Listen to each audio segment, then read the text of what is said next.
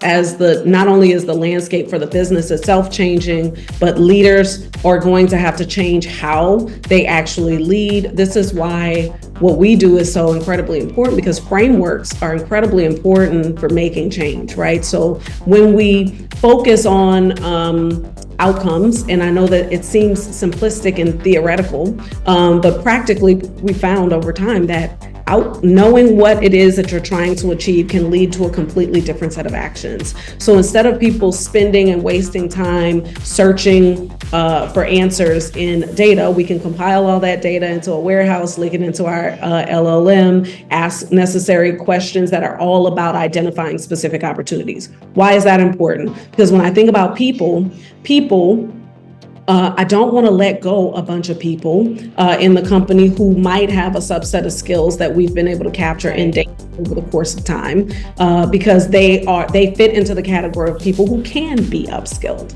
right? There might be a group of people in there where, the tough decisions do have to be made, because not only do they not fit the outcomes that we're after moving forward, they don't fit our financial dynamic, because we also know that to achieve those outcomes, we have to maintain, a certain amount of profitability or revenue increase, make it up. But more importantly, they may not have the capability or capacity, right, to actually move into that next particular area. And those are some of the harder choices that have to be made. Some people, you can put them in a classroom and they can learn how to either do prompt engineering, or they can learn how to make the company more productive. But these are all things that are going to require some level of assessment.